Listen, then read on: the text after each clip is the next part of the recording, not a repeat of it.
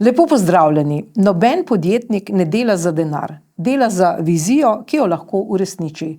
To je citat tokratnega gosta oddaje Drzni zmagovalci, ki je imel vizijo in jo uresničil.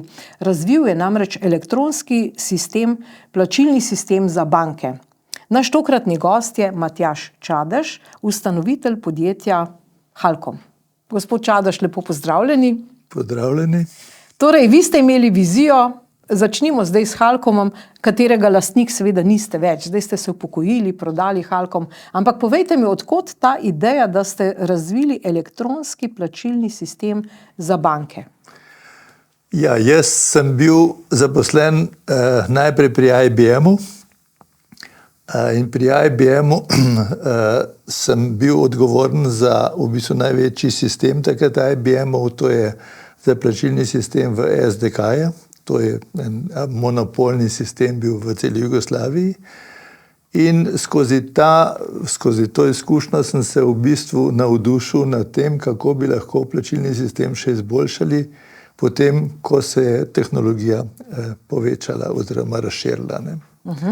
In jaz sem šel potem v letih 1989 na Švedsko, ker sem hotel enostavno ugotoviti, ali so v drugih državah kaj drugačni kot v Jugoslaviji, recimo do novih idej, do novega razmišljanja in tako naprej. In sem bil grozno navdušen. Nažalost se moja družina ni mogla prilagoditi temu, zaradi tega smo se vrnili. In ko smo se vrnili, se nisem jaz mogel več vključiti v eno službo, kjer bi moral v bistvu poslušati ljudi, ki jim ne morem zaupati. Zaradi tega sem prišel do ideje, da bi ustanovil svojo firmo. In ta ideja, da bi tej firmi nadaljeval tisto znanje, ki sem ga imel prej iz SDK-ja, še posebej zaradi tega, ker sem na Švedskem takrat prvič izvedel, kako lahko varno elektronsko plačevanje podjetij proti bankam oziroma podjetij proti takrat SDK-ju uporabljajo pametne kartice z kriptiranim zapisom, elektronskim zapisom. In to je bil v bistvu moj motiv, zaradi tega sem to razvijal. No, po osamosvojitvi smo seveda ukinili službo družbenega knjigovodstva in prenesli ta plačilni sistem na poslovne banke. A je bila za vas to dobra odločitev?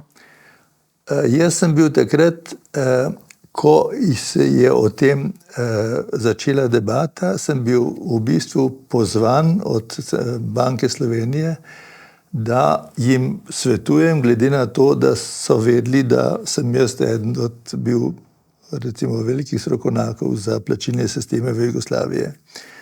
Jaz v tistem času nisem še znal tega ocenjevati, zaradi tega sem Banki Slovenije rekel, da z veseljem sodelujem, če lahko obiščem 11 naših bank in če lahko obiščem 3 evropske države, da vidim, kako te plačilni sistemi delujejo. In potem, ko sem na osnovi teh parametrov ugotovil, da je ta plačilni sistem, ki je v Jugoslaviji dejansko zastarel, da dejansko predstavlja en socialističen izum, ki ne temelji na eni zdravi v bistvu konkurenčni osnovi, sem se pridružil temu, kar je Banka Slovenije takrat želela in sem jim pomagal v bistvu vzpostavil to reformo plačilnega prometa v Sloveniji. To se pravi, šlo je za bruto poravnave v realnem času, še sama se spominjam vsega tega, ker sem kot novinarka to poročala. To je šlo v bistvu za to, da so mogoče samo tisto, recimo ena banka nakaže eni banki, ta druga tudi njej v tem času in potem zvečer samo tisto razliko si poravnajo, ne? Pa ves čas 24 ur na dan imajo dostop do podatkov. Povejte nam, kakšen izziv je bil to? Najprej te bruto poravnave, pa potem neprestana dostopnost do podatkov in tudi do sistema. Ja, glejte, tukaj gre v bistvu za dva sistema. Gre za sistem zelo velikih plačil, nekaj milijonov evrov ali še več, in za sistem zelo majhnih plačil, kot je recimo plačile s karticami. Ja. To sta dva različna sistema. In zdaj zato, da ste vi sigurni v državi, da je v bistvu situacija denarna, finančna situacija pravilna, morate imeti vi stalno nadzor nad tem, kako se ta denar kroži. Ker če ta denar prepozno, če ste vi prepozno informirani o tem denarju, lahko ena banka bankrotira. Čez noč, ne? Če ne vemo za cash flow. In v SDK-ju je bilo takrat tako, da je banka zvedela za svoje stanje šele na koncu dneva. In centralna banka je zvedela za to stanje šele na koncu dneva. Medtem, takrat, ko smo upravljali bruto poravnavo v realnem času, je pa ta dostop do teh informacij bil takojšen za velika plačila. Za majhna plačila pa ne, vendar za majhna plačila smo pa takrat upeljali en sistem, ki je bil 5-krat na dan se je, kako bi rekel, osvežil in 5-krat na dan je bila čista. Ampak pri majhnih plačilih banka ponavadi približno toliko dobi, kot zgubi. Zaradi tega je tam tveganje zelo majhno. Pri velikih plačilih je pa tveganje veliko. In s tem smo upeljali. No, z veseljem sem prebrala tole vašo knjigo Halkom skozi oči ustanovitelja Matjaža Čadeža, zapisala je gospa Petra Škarja. Vendar v tej knjigi velikokrat govorite, in to je zanimivo, ne, o teh slovenskih povezavah, o nekakšnih bom rekla, politiki, ki se vmešava ravno v te odločitve. Ne? Vi ste pri Novi Ljubljanski banki razvili prvi ta sistem za podjetnike, pa vendarle ga nihče ni reklamiral. V marketingu nihče ni vedel o tem. Kaj se je dogajalo? Jaz ne vem, ali se je to v Sloveniji že kaj spremenilo ali še ne. Ampak jaz sem bil takrat neverjetno razočaran, zaradi tega, ker je dejansko Ljubljanska banka imela eno ogromno prednost, ker je prva ponudila pravnim osebam, da lahko elektronsko poslujejo in da jim ni treba več hoditi vsak dan ali pa vsak drug dan na bančne oknice in stati v vrstah. Ljubljanska banka je tudi prva banka, ki je zaščitila ta prenos podatkov z kriptirano digitalnim podpisom. In takrat, ko naj bi mi začeli delovati, Ljubljanska banka enostavno rekla, še ne. Dokler ne bomo imeli elektronske banke za fizične osebe, ne bomo tega reklamirali. Jaz sem bil popolnoma razočaran, nisem vedel zakaj. Zaradi tega, ker v bistvu takrat, ko je Ljubljanska banka to začela delati in je bilo to možno samo za samostojne podjetnike, je brez reklame se samostojne podjetniki neverjetno hitro zapopadli to in se tega. Ampak v bistvu ena sama reklama je bila v časopisih za Proklik, takole mehna v delu in to je bilo vse. Medtem, ko je bilo za Klik, to je pa razvijala naša konkurenca, ki je bila politično takrat blizu pač obvladajočim, medtem, ko mi smo bili vedno popolnoma nevtralni. Nikoli se nismo s politiko ukvarjali in tukaj sem bil jaz vedno absolutno proti temu, da bi kadarkoli, kakršenkoli projekt delali zato, ker smo politično nekomu blizu. No, ampak kljub vsemu je potem Ljubljanska banka to sprejela. V času, ko je pa v Ljubljansko banko prišel KBC kot lastnik, sta bili v Ljubljanski banki celo 2 elektronski banki za pravne osebe. Elektronska banka istega proizvajalca, ki je naredil Klik in naš Proklik od Halkoma.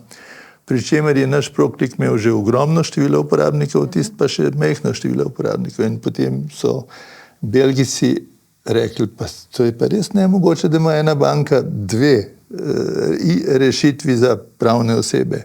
In so začeli delati analizo, katero od elektronskih bank bi zadržali. No, jasno, na koncu se je po dolgi analizi, ker v sami Ljubljanski banki je bil velik odpor pri nekaterih kolegih, so se odločili za Halkom. in potem je Halkom ostal v Ljubljanski banki. No, pa kako vi gledate na to politiko v biznisu? Nenazadnje imamo veliko državnih podjetij, kjer je vedno nekakšna podobna zgodba, neki pritiski, neki lobiji v firmi, mogoče kdo dobi kakšno podkupnino, kakšno provizijo. Kaj se v bistvu dogaja v naših državnih podjetjih? To je tisto, kar je tako meni v bistvu težko živeti v tej državi, ker vsi govorijo o politiki, vsi govorijo o podkupovanju, ampak nikoli nobenega dokaza. Dokaz so edin dejstva. Recimo, dokaz je pri Ljubljanski banki takrat je bil tudi to. Mi, ko smo nastopali na tujem tržišču, recimo v Srbiji, v Bosni, na Kosovu, poskušali smo tudi Makedonijo, smo se čudili, ker smo primerjali recimo Ljubljansko banko kot Slovensko banko, pa recimo avstrijske banke. Pri avstrijskih bankah so vsa podjetja, v bistvu, ki so bila blizu avstrijskim bankam, se navezala na avstrijske rešitve. Pri Ljubljanski banki smo pa mi, razen v Bosni, kjer smo res zelo hitro prišli noter, in takrat je bil tudi direktor Ljubljanske banke, jaz sem pozabil na žalost ime, zelo pozitiven do naše rešitve. V drugih teh državah smo mi veliko prej dobili praktično večino drugih bank, razen Ljubljanske banke. Tako da Ljubljanska banka je zgleda do v bistvu teh podjetij, ki niso nekako politično vezane, bila vedno negativna do To je najbrž vpliv politike. Direktor se boji, ali ga bo politika spet podprla in potem on podpre politično izbiro. Ali kako je to? Definitivno. Poglejte, jaz sem en čist konkreten primer v Ljubljanski banki. V Ljubljanski banki ko smo bili že strateški partnerji, ko je KBC prišel noter, je on v bistvu poskušal strateško partnerstvo z nekaterimi firmami vzpostaviti in z nami je vzpostavil strateško partnerstvo. In takrat je bil v bistvu naš odnos, ko je bil KBC zelo pomemben, zelo pozitiven z Ljubljansko banko. No, jaz sem dobil iz Srbije eno sporočilo, da v bistvu naš največji konkurent v Srbiji, Ljubljanski banki, ponuja tudi računalnike. To ni bil naš posel, sploh ne, ampak sem dobil samo informacijo, da je to, kar ponujajo, daleč preplačan za potrebe, ki jih ima Ljubljanska banka v Srbiji, zaradi tega, ker oni, to so bili predstavniki IBM-a, oni pa so jim ponudili nekaj, kar je bolj ugodno in dolgoročno bolj vzdržljivo. In če imam jaz kakšne zveze v Ljubljanski banki, jaz sem rekel, da jaz se ne bom nič opredeljeval, ampak bom to informacijo prenesel naprej v Ljubljansko banko. In sem prenesel direktorju IT Ljubljanski banki, ki je zelo pozitivno to sprejel. Potem sem pa dobil telefonski klic od enega od svetovalcev uprave Ljubljanske banke, da kaj si jaz upam, kaj tazga sploh v bistvu Ljubljanski banki povesti, da če jaz ne zavijam, sem strateški partner Ljubljanske banke. Sem rekel, seveda si, zaradi tega sem pa tudi to poslal. Je rekel, no, jaz vam tega ne bom pisal, veste, zakaj vam tega ne bom pisal, samo pazite za naslednjič. Tako sem jaz dobil to informacijo, kjer sem hotel čisto dobro namerno Ljubljansko banko opozoriti. Gospod Čadež, kako se bomo rešili te domačijskosti, v te korupcije, vsega tega v Sloveniji? Zdi se, da podjetništvo pravzaprav trpi zaradi vsega tega. Glejte, jaz sem ogromno razmišljal o tem. Jaz se spomnim, ko me je še dr. Drnovšek povabil na to okroglo mizo o bodočnosti Slovenije, sem imel eno predavanje, v bistvu moj prispevek je bil, ni bilo predavanje, ampak kar dolgo. kjer sem opozarjal predvsem na ta problem monopolizma v Sloveniji. Ne? Ker v Sloveniji si podjetja želijo v bistvu ustvariti monopol. Monopol si lahko ustvari skupaj s politiko v Sloveniji in ker ko imajo monopol, lahko določajo svoje cene, svoje pogoje in dobro živijo na dolgi rok. V bistvu in to prodanje je pri nekaterih bilo zelo pozitivno sprejeto, ne pa pri vseh. Jaz moram reči, da ta sistem monopola se zdaj v Sloveniji ne pojavlja več tako močno, tudi zaradi tega, ker je precej podjetij v državni lasti prodanih, ampak v bistvu vsaj nekaj se je naredil, da bo tako. Kako pa zdaj, v tej fazi, kjer pa imam jaz občutek za to novo vlado, da prihajamo zelo močno nazaj v to družbo, kjer veljajo samo tisti, ki se poznajo, kjer iščemo fašiste, kjer iščemo janšiste.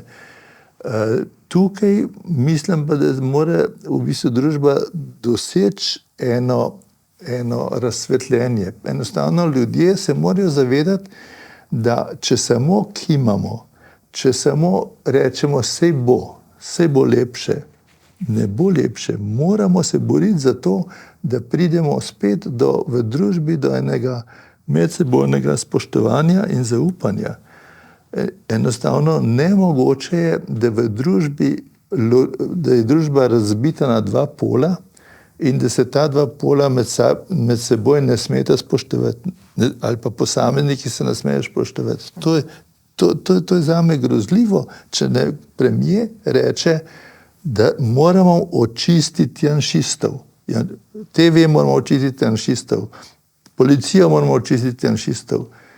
Pa kaj, kdo so to janšisti? A so to hudički, satani ali kaj? To so ravno tako ljudje, ki hočejo dobro, mogoče so samo na političnem drugem polu. In vedno v vsaki državi je približno polovica ljudi na enem polu, približno ljudi na drugem polu. In to je že od pameti veka. In to je njihova pravica. To je pravica ljudi, ne? Absolutne pravice ljudi. In poglejte, jaz sem bral pred leti eno zelo zanimivo študijo o tem, da je skozi zgodovino, da se je spreminjala, kako bi rekel, moč stalno iz leve na desno, v enej vrsti špirali, spiral dynamics. Zaradi tega, ker v bistvu, kaj je bistvo leve in desne strani? Bistvo leve strani je, da imajo vsi vse in da v bistvu posameznik ni pomemben. Ne? Bistvo desne strani je, da je posameznik pomemben, zaradi tega, ker posameznik je kreativen, lahko povede in zaradi tega ga je treba tudi spodbujati, da to kreativnost naprej pelje. In vsak od teh sistemov ima tudi svoje slabe strani. Recimo, leva stran ima slabo stran to, da se stvar ne razvija in da v bistvu se odnosi ne izboljšujejo, se kvarijo. In takrat v bistvu ljudje začnejo videti, da je treba na en način spodbujati kreativnost posameznika. Potem se kreativnost posameznika razvije, vsem je boljše, ker naenkrat je nekaterim preveč dobro. In takrat, ko je nekaterim preveč dobro ali pa celo preveč izkoriščajo, se spet začne ideja o levi strani, da bo vsem enako dobro. In zdaj pri tem, v tej fazi, recimo leve strani, ki jo zelo forsira, ne samo v Sloveniji, tudi drugod, se pa meni zdi najbolj grozno to, da na levi strani v bistvu vladajo monopolisti, vladajo tisti, ki izkoriščajo ta val v bistvu spoštovane leve strani za osebno izkoriščanje oziroma izkoriščanje svojih klanov, svojih bogatih ljudi. Jahajo ta val nevladnikov, nekih levih, da sami dobro zaslužijo.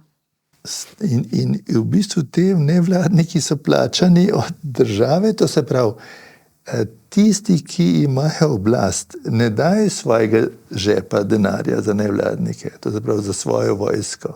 Dajo iz žepa davkoplačevalcev, zaradi tega, da imajo svojo vojsko, ki voli za njih.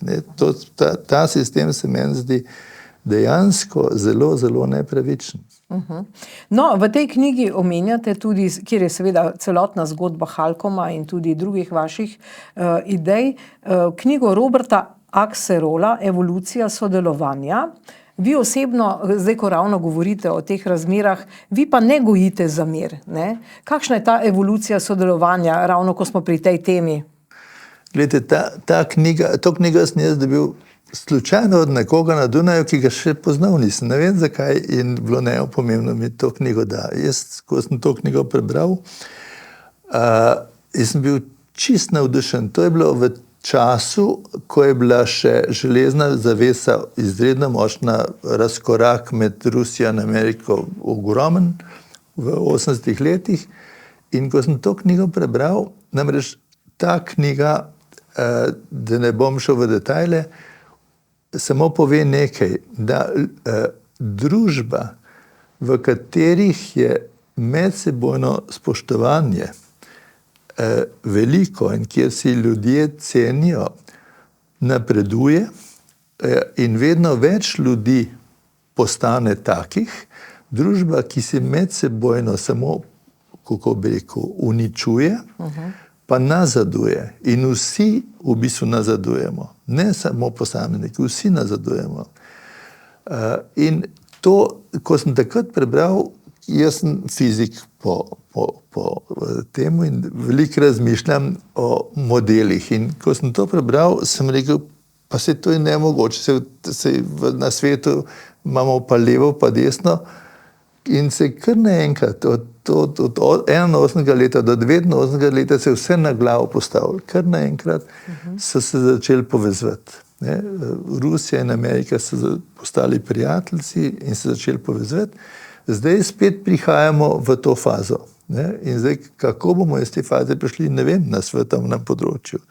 Ampak upam, da na slovenskem področju, da bodo v bistvu volivci končno enkrat začeli voliti tiste, ki jim zaupajo, da bojo ustvarili za vse nekaj dobrega. Ne samo za nas, zame, ampak za celo družbo, ker potem bomo imeli vsi nekaj od tega.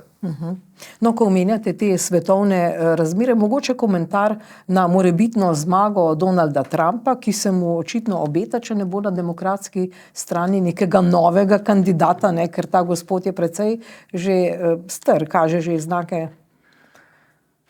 Ja, to mi je težko. Ne? Po eni strani kamor je Amerika zdaj zapeljala z zadnjim predsednikom, dejansko gre v en nasprotno smer. Po drugi strani, moram pa pravic povedati, meni tudi gospod Trump ni blizu, ne? Ker je preveč samosvoj, ker v bistvu on bo vse delal tako, kot on hoče, ne posluša drugih. Tako da težko mi je to komentirati. Raj bi komentiral Argentinca, ne? Izvolite. Ker se mi zdi, da to, kar Milei v bistvu pripoveduje, on iskreno pripoveduje, zakaj gre. In v bistvu te njegove izjave so iskrene. In tem izjavam jaz mnogo bolj verjamem, zaradi tega, ker poglejte, jaz sem bil direktor svoje firme dolgo časa in bil sem tudi v službi, recimo pri marsikateri firmi, tudi na Švedskem. Jaz osebno sem zelo v bistvu blizu levi strani, kar se tiče socialnosti, kar se tiče odnosov med ljudmi, kar se tiče spoštovanja in tako naprej, da imamo vsi približno enako, ne zaradi tega, da nekateri bogatijo. Ampak v bistvu šele takrat vidiš, da moraš razumeti celoten sistem, zaradi tega, da lahko dobro napreduješ. In ta sistem je mnogo bolj uravnotežen sistem, je kapitalizem, ki je v glavah v bistvu nas, ki smo bili precej oprani v Jugoslaviji z tem antikapitalizmom. Ampak kapitalizem se prilagaja. Poglejte, danes, ko je v bistvu zelo težko dobiti delovno silo, ko je zelo težko, ko uvažamo praktično nove ljudi, mora kapitalist za delavci delati izjemno dobro, zaradi tega, da sploh lahko preživi. To je prav ta odnos, izkoriščanja je pravzaprav se obrnil. Kapitalist je tisti, ki hoče socialno državo.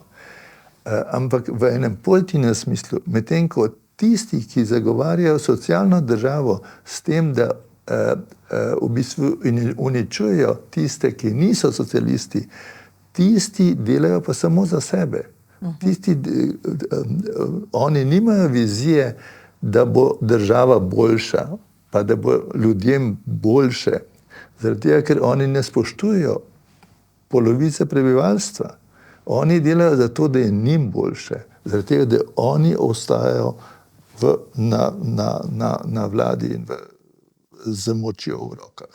No, če ostaneva malce še pri Ameriki, tudi skozi vaše poslovanje ste čutili ta prst ameriški, ne? Vi ste želeli prodati nekemu podjetju, mislim, da v Kanadi, Halkom, ampak potem se je izkazalo, da ste vi delali plačilni sistem tudi za Iran in je bilo to prepričano, ne? To se pravi, Amerika ni dovolila. Povejte nam, vendarle te lovke segajo odločitev tudi v Slovenijo, ne nazadnje, tudi v neki Halkom. Šele Obama je to potem dovolil in sprostil te sankcije. Ja, sigurno, ampak to so, če delate na področju, ki je zelo ključno v eni državi in plačilni sistemi so ključni za gospodarstvo, to je kot krvni sistem v človeku, potem je razumljivo, da si pod lupo še nekoga drugega, ne. In čeprav recimo takrat je, dokler ni bil ta sporazum z Iranom podpisan, so bile zelo močne sankcije proti Iranu in te sankcije so se v bistvu nanašale, saj evropske sankcije, samo na posamezne banke, ne. Mi smo delali s centralno banko, samo s centralno banko in mi smo delali samo za plačilni promet znotraj Irana, ne pa tudi zunaj. Vendar ameriške sankcije so bile pa strožje. In ameriške sankcije so bile pa take, da kdorkoli dela z Iranom v bistvu ne more, oziroma tako je bilo. Ta družba, ki je želela v bistvu Halkom kupiti, je imela pač svoje pravnike, ki so rekli, da oni ne smejo kupiti firme, ki delajo z Iranom. Ja, no, ampak vendarle, zdaj sam še Iran, če mogoče imate kakšen komentar, bila so sprovedena neka plačila skozi Novo Ljubljansko banko, neke Miki Miške ali ne vem, katere fiktivne osebe so neka velika plačila pač nakazala, vse je steklo skozi našo banko. Kako pa gledate na to?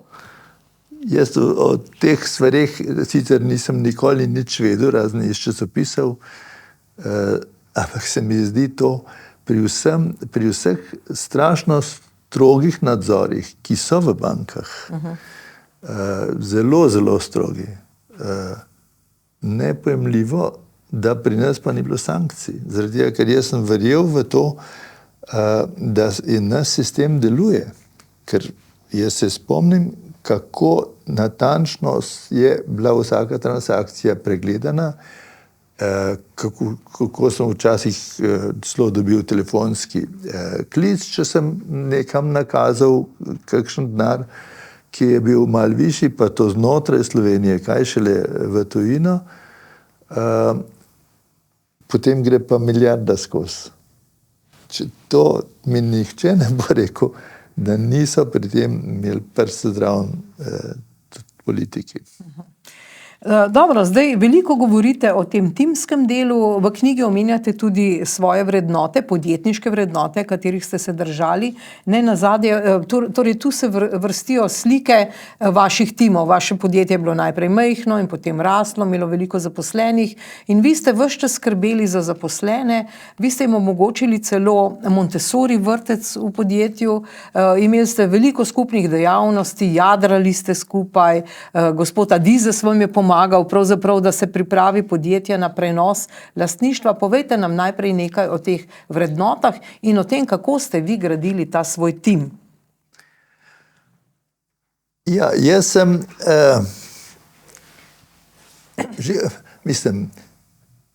ena od stvari, ki jo potem zveš šele, ko si star, ne? Jaz smo vedno rad ljudi. Jaz sem se vedno rad družil, vedno smo radi nekaj skupaj organizirali in potem, jaz sem bil eno leto zaposlen sicer v inštitutu Jožef Štefan, vendar pol, ko je IBM prišel, sem se zaposlil tam. V IBM-u smo imeli izredne kvalitetna izobraževanja. Jaz sem bil tudi na tako imenovani IBM univerzi v Belgiji 3 mesece, kjer smo dobili informacije, izobraževanje od res vrhunskih svetovnih v bistvu predavateljev. In veliko tudi na temo psihologije, na temo odnosov med ljudmi in tako naprej. In tam sem jaz prav srkal, jaz sem užival v tem znanju. In IBM je bil takrat še na tistem začetku izredno pozitiven do razmišljujočega človeka, do razmišljujočega uslužbenca. Ni bil še tisti drill, da morajo vsi enostavno biti, kako bi rekel, na pasti vrvici in lajati tam, kje treba. In tako sem jaz že takrat malo sanjal, da če bomo pa kdaj tako firmo, bom pa tudi nekaj takega razvijal. Potem sem šel na Švedsko. Na Švedskem sem bil neverjetno navdušen nad firmo, v kateri sem bil. Je bila firma okrog 120 ljudi. Najbolj me je pa navdušilo nekaj, to, da ko smo bili na sestankih, če ima kdo kakšno idejo, so vsi okrog na tem sestanku to idejo poskušali še izboljšati. Za razliko od Jugoslavije, kot če ima kdo idejo, so vsi poskušali to idejo sesuti. In ampak to je dejansko na Švedskem eno tako prijeten občutek res spoštovanja človeka in zaupanja v človeka. In s tem sem jaz potem prišel v Slovenijo in veliko teh švedskih navad, pa tudi IBM-a, pa tudi z mojih osebnih pogledov do prijateljstva poskusil ustvariti to firmo. Po začetku je bilo neverjetno težko, moram reči. No, ampak te vaše vrednote so opisane tudi v knjigi, ne? Na koncu nam jih lahko malce strnete. Ja, gledajte, tiste vrednote, ki so opisane v knjigi, pa niso samo vrednote, recimo za firmo, ne? Ko sem jaz razmišljal pa skupaj potem tudi z Juretom in Petro, Jure Devesoft in Petra, ki je knjigo napisala, smo prišli do nečesa, kako stvari obrniti, da bo v Sloveniji mogoče začel en nov veter pihati. In jaz gledam v bistvu ne samo Slovenijo, ampak v bistvu cel zahodni svet. Ne? Cel zahodni svet zdaj prihaja v eno res veliko krizo. Krizo v bistvu dekadence. Ne? In ta kriza dekadence se je v človeški zgodovini večkrat pojavila. Vedno, kadar se center moči seli iz enega geografskega področja na druga, se seli zato, ker tam, kjer so zelo dobro živeli, je dekadenca prevladala in so jih potem tisti, ki niso dekadentni, premagali. Pa je bila to Mezopotamija, pa je bila to Egipt, pa je bil Grčija, pa je bil Rim. In zdaj očitno prihaja v zahodnim svet in zdaj se ta center premika, po mojem mnenju, v Kitajsko. Ne? Zdaj, ampak kako, na kakšen način nekako ustaviti ta trend, kako odpreti oči ljudem. In v bistvu smo prišli do enih najbolj osnovnih vrednot, za katere mi menimo, da bi vsi ljudje radi, ali pa rečemo velika večina ljudi, rada živela v družbi, kjer so te vrednote visoko spoštovane. Problem naše družbe je, da celo vrednote, če jih vi poveste, recimo vrednota poštenje, ne vejo, kaj to pomeni. Jaz bom prebral recimo vrednota poštenje, kaj to pomeni, zaradi tega, ker večina ljudi vsak si sam predstavlja, kaj je to poštenje. Mi o vrednotah sploh več ne govorimo v izobraževanju, v šolah in v bistvu ljudje v novih generacijah tega ne vejo. Poštenost je pogojena z iskrenostjo in spoštovanjem pravičnosti in resnice. Izraža pa se v vedenju človeka. Pošten je človek, ki je iskren do sebe in do drugih. Ne laže, ne krade, ne zavaja, je vreden zaupanja, je nepristranski, ne škodi drugim, je odgovoren in ima moralni pogum delati prave stvari. Poglejte, in če vprašate nekoga na ulici, kaj je poštenje, ne vem, kaj bo rekel. Jaz sem dobil eno tako vprašanje, da sem se prav začudil, da ljudje v osnovi ne vejo, kaj je to poštenje.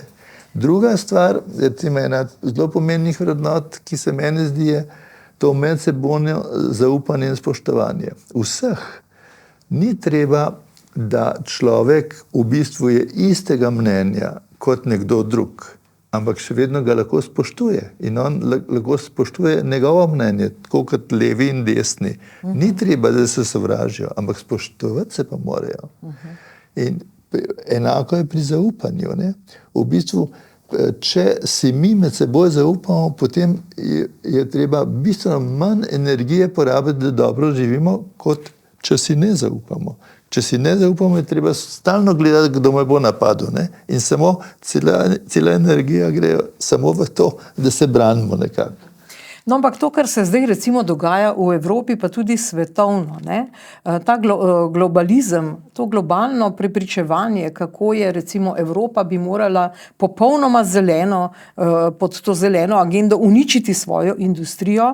V osnovi ima samo 7% izpustov cela Evropa, ne? Cel svet raste, mi se bomo pa uničili. Tu praktično tudi s tem osebnim poštenjem ne moremo nič proti neki zakonodaji, ki nam vsiljuje pravzaprav neke nore stvari. V Sloveniji ne bomo kurili drv. Pa kdo je tu nor? Ne? Mislim, a razumete, kako bi se človek lahko uprl kot posameznik, če pa je ta globalna agenda, tudi v Evropski uniji, tako močna, da v bistvu zaduši vsako drugačno mnenje? Ja, gledajte, globalna agenda vedno nastane v vladajočih strukturah.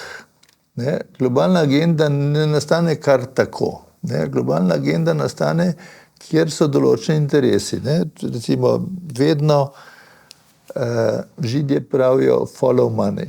Ne? V bistvu sledi denarju in takoj veš, zakaj je nekaj nastalo.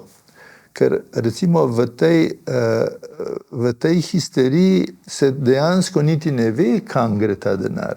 Saj se ne ve, kam gre ta denar.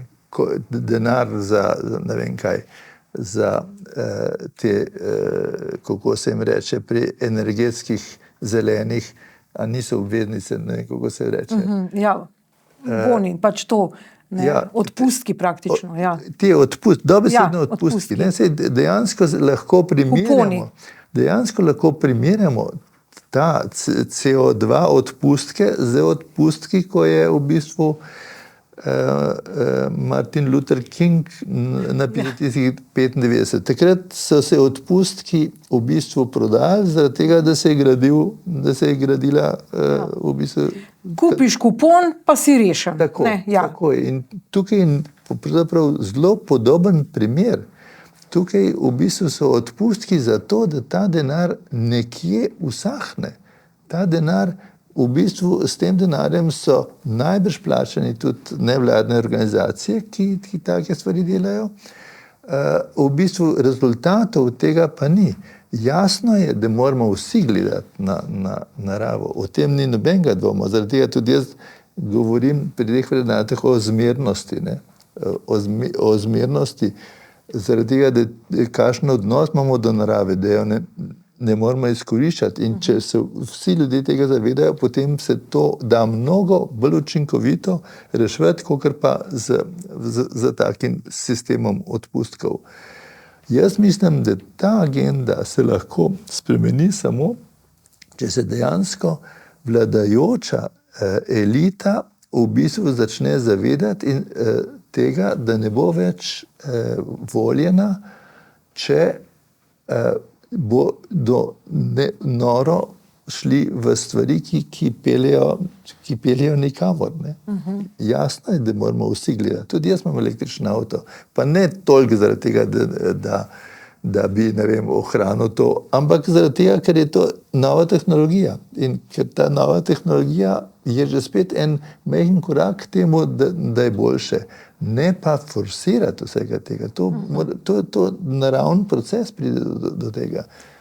No, če se vrneva k podjetništvu in vašemu podjetju, najeli ste, kot sem že prej omenila, gospoda Adizesa, on je tudi na eni od fotografij. Povejte nam, kako je s tem prenosom. Recimo imate dva sinova, Aleša in Blaža, ki v nekem trenutku, to je zdaj gospod Adizes, recimo, ne, to je ta slika, tu ste. Kako je s tem prenosom podjetja? Na kaj morate biti pripravljeni oziroma kaj se je potem zgodilo, kakšna je bila ta praznina, ki je nastala, kako ste izpeljali ta proces prodaje, kako ste se vi počutili, to je vendarle vaš otrok. Ja, glejte, jaz sem neverjetno velik zagovornik družinskega podjetništva. Zakaj sem zagovornik družinskega podjetništva? Zato, ker če je podjetje v družinski lasti, potem podjetju ni treba delati na kratke proge. To se pravi, ni bistvo podjetja, da izboljšuje dobiček in razdeljuje dividende na vsak kvartal ali pa na vsako leto, ker to potem podjetje usmerja v nepravilne odločitve, ne v dolgoročne, ampak v kratkoročne odločitve. In ogromno takih podjetij zaradi tega se sesuje ali pa so del enega drugega sistema. Nažalost, v moji družini, čeprav sta in Aleš in Blaž ogromno prispevala Halcomu, ampak ko sta videla, koliko v bistvu Halcom mene poje, koliko časa in koliko živcev, sta se odločila, da ona dva ne želita tako živeti. Jasno, da jaz absolutno nisem želel, da bosta pa ona dva nesrečna, pa nisem forsiral naprej tega. Zaradi tega je bila edina možnost, da iščemo kakšnega strateškega partnerja, ki bo omogočil, da Halcom v bistvu živi naprej zgodbo, ki smo jo postavili. In mi smo imeli zelo veliko v bistvu pogovorov s potencialnimi kupci. No, edin ta kupec, ki smo ga potem predali v kanadskemu podjetju Constellation, je imel točno to, kar sem si jaz najbolj želel. On je rekel, mi ne kupujemo firm zaradi tega, kakšne bojo imeli v bodoče dobičke, ampak mi kupujemo firme, ki so se že dokazale, da so sposobne in so že dokazale, da imajo v bistvu, kako bi rekel, eno notranjo energijo na svojem področju in mi smo pa dobri v organiziranosti v bistvu take firme, da ta firma še boljše raste naprej. In Halkom je še danes dela tisto, kar je delal, kar smo mi ustvarili in še danes razvija in še danes prisoten na tem trgu in se zdaj razvija z novimi, kot sem ravno zadnjič bral, naj bi prevzemal nove firme. To je zdaj kako pa človek doživlja to, ne? Ja. Je pa težko. Jaz sem mislil, da ko bom jaz šel recimo v pokoj, da bom jaz lahko oddaleč gledal, kako firma deluje, mogoče kaj malega svetoval, pa da bo. Ampak stvari so zelo, zelo drugačne, ne? Zaradi tega, ker voditi firmo, ki je bila postavljena, mi smo imeli slogan Pogled naprej, ki je bila postavljena v to, da se stalno nekaj novega zgodi. Ni enostavno, če človek, ki vodi firmo, sam ni vizionar. Ne? On bi potem človek, ki vodi firmo, to se pravi direktor, menedžer, je nekaj drugega, kakor pa v bistvu lastnik oziroma ali pa nadzorni odbor ali kaj takega. In v tej fazi sem jaz videl, da je nemogoče, ker so potem, ko so drugi prevzeli to firmo, bil pritisk name še večji, ker nisem imel pa moči več kaj spremeniti, ko nisem bil več operativni direktor. Ne. Tako da potem, ko smo Adidžesa prosili, da nam pomaga to razrešiti, je on tudi nam pomagal reorganizirati družbo, zaradi tega, da v bistvu drugi posamezniki prevzemajo tudi več odgovornosti. Tega se nikoli nisem zavedal. Kot direktor sem vse probleme jaz rešil, pred mano je bila vedno vrsta, pa so čakali, da bom jaz njihov problem rešil. Adidžes mi je pa delegiranje dela. Ne? Tako, ja. Ja, tako. ja. No, vizionarski ste bili tudi v tem, da ste med prvimi, če ne celo prvi v Sloveniji, nekakšno notranje lastništvo upeljali. Tudi DVSoft, dr. Knez je potem to uvedel v svojem podjetju in tudi navaja vas kot model. Torej, kako se je potem to končalo? Vi ste dali 6% deleža posamezniku. Kakšen je bil model in kako ste ga potem končali s to tujo prodajo? Ja, mi smo imeli zanimivo izkušnjo, ko smo bili še DOO. Jaz sem v začetku nekaterim posameznikom zastonj dal določene deleže, tako da kar je bilo zastonj predano, je bilo nekaj 10%, ampak potem so pa ostali lahko za en minimalni denar še kupovali svoje deleže. In v DOO-ju je bilo to neverjetno komplicirano, zaradi tega, ker če je nekdo iz DOO-ja šel ven, v bistvu ideja pa je bila, da nihče od zunaj ne more biti v bistvu lastnik, zaradi tega, ker zunanji lastniki so izključno zainteresirani samo za denar, nič drugega. Jaz nisem hotel, da nam oni narekujejo v bistvu kakšno politiko, razvojno politiko mi imamo. No in potem, ko je nekdo odstopil ven, so morali vsi ostali soustanovitelji v bistvu njemu ponuditi za plačilo, on je pa lahko sam določil po kakšni ceni. In on je določil ceno 10krat večjo od takšne vrednosti in skratka, takrat sem rekel, to ne gre več in smo se potem v bistvu model družbe spremenili v DD, delniško družbo, kjer smo pa vzpostavili v bistvu pogodbeni odnos z delničarji. Tako da v tej pogodbi je pisalo, da v bistvu on kupi to za pač nakupno ceno, ko jo proda, jo mora prodati v bistvu te holding firmi za tisto ceno, ki je takrat veljavna bila. Mi smo pa enkrat na leto dali uradno v bistvu uradnemu cenilcu za oceniti ceno v bistvu firme. Za tako imenovan majhnega lastnika in velikega lastnika. Cena za majhnega lastnika je bila nižja, zaradi tega, da so lažje v bistvu dobivali svoje deleže, cena za velikega lastnika je bila pa večja. In s tem modelom se je zgodilo potem kaj, ko so Kanadčani kupili? To še velja? S tem modelom, potem, ko smo pa mi šli v prodajo, pa nihče od kupcev jasno ni bil zainteresiran se pogajati z 40 ali 50 solastniki.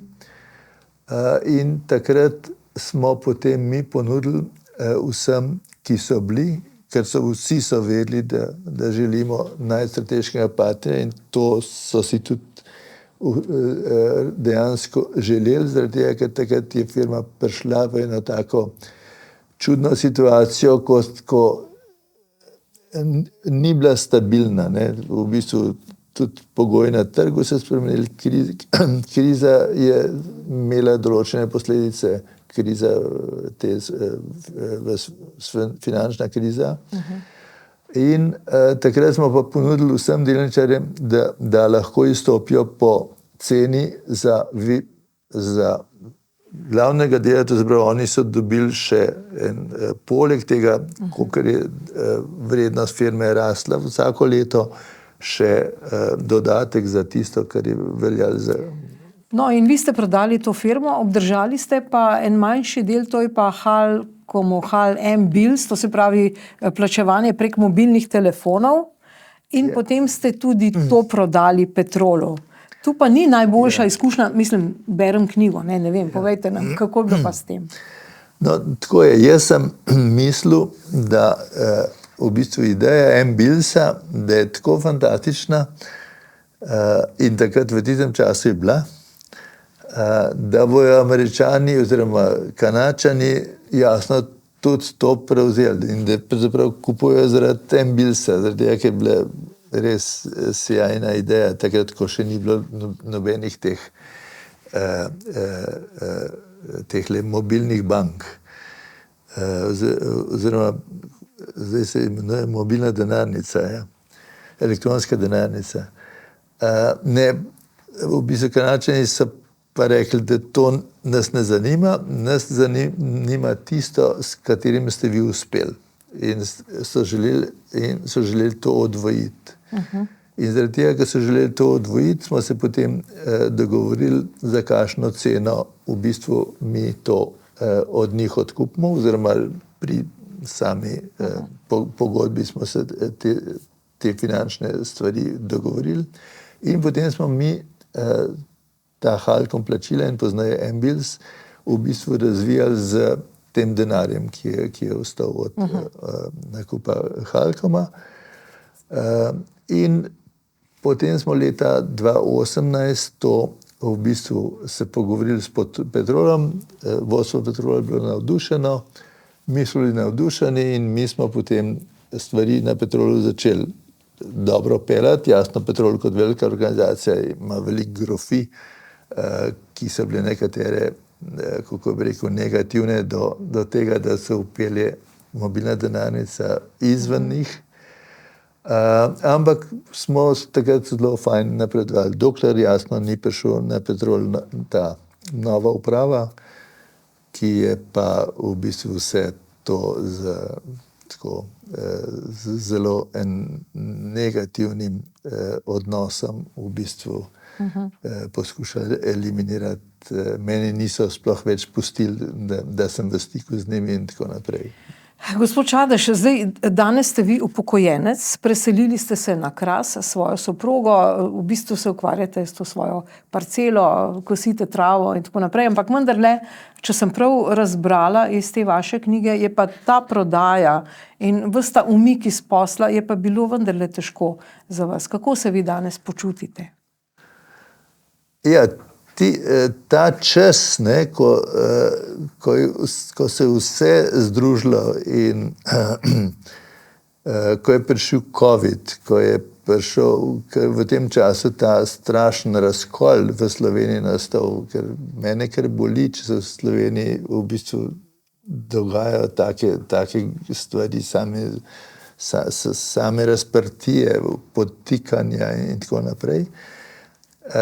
Potem hkrati še Ambils takole me eliminirajo. Jaz nisem nikoli v življenju verjel, da bodo mene, ker sem bil vedno, rečemo, dobro razpoložen, dokaj samozavesten, posebej na stara leta, nobenih, rečemo, življenjskih problemov, niti bolezni, ni česar ni bilo.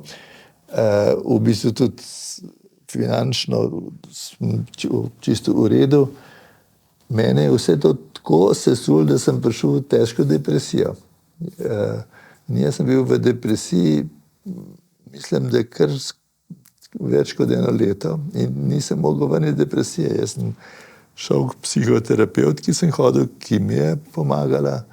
Jaz sem moral celo antidepresive jemati, zaradi tega, da sem lahko spal. Jaz nisem mogel spati po noči. In jaz ne morem zdaj povedati, zakaj konkretno, ampak prišlo je do tega, da mi ni bilo več za živeti. Potem sem pa iz tega ven prišel, začel sem se ukvarjati z drugimi stvarmi in danes sem že spet zelo razpoložen, tako da No, a če pogledava naprej, ne, malce futuristično, da tako rečem, zdaj obeta se nam ukinitev gotovine, ne, to se pravi točno to, kar ste vi razvijali, ne. Me zanima, kako vi gledate na to, na umetno inteligenco, na varnost.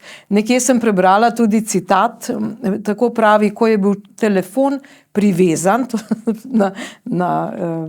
se vemo, ne, na elektriko, je bilo človeštvo svobodno. Ne. Zdaj imamo ta telefon, hodi okoli, vse nas nadzira, umetna inteligenca, kakšna je zdaj ta naša prihodnost, ki ste jo seveda pomagali soustvarjati. Glejte, jaz sem vedno proti takim ostrim odločitvam, ukiniti denar. Jaz nisem za to. Dejstvo je, da če ni gotovine, se zmanjšuje korupcija. O tem ni nobenega dvoma. To dejstvo pač je.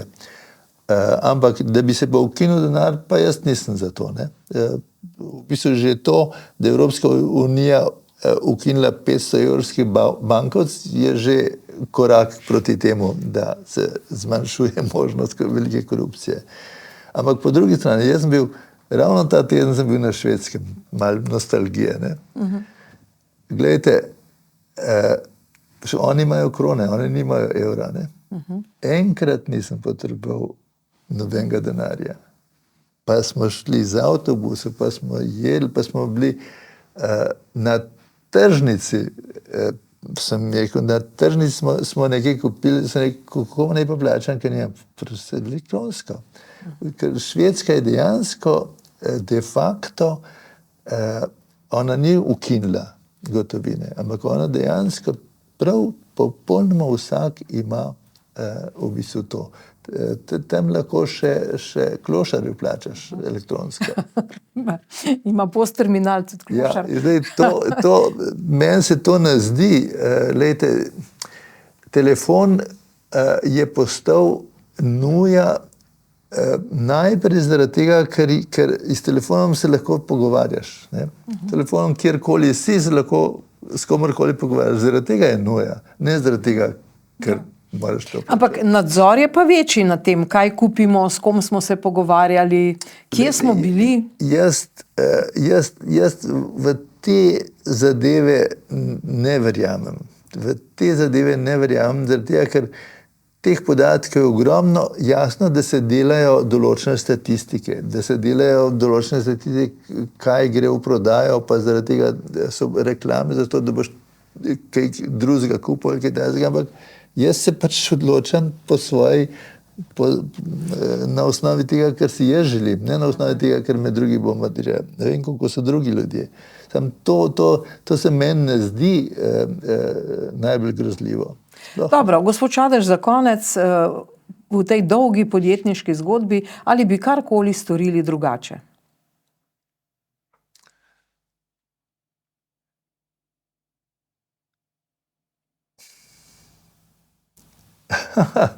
Težko je reči, zaradi tega, ker človek naredi veliko napak, vedno.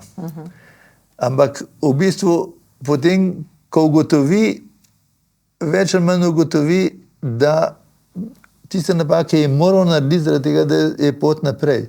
Recimo, kar je meni žal v življenju, pa upam, da nisem velikrat to naredil, ampak tudi se ne spomnim primera je, če bi komu škodil. To bi mi bilo zelo žal. Ampak celo življenje sem se zelo trudil, da nikomu ne škodim. Pa čeprav sem mogoče komu tudi kaj ostrega rekel, ampak to se meni ne zdi škodljivo, če nekdo kakšno drugo resnico zve. Dobro, gospod Čadež, tukaj bova končala. Jaz vam želim vse dobro in hvala lepa za vaše komentarje. Spoštovane gledalke in gledalci, hvala za pozornost. Nasvidenje.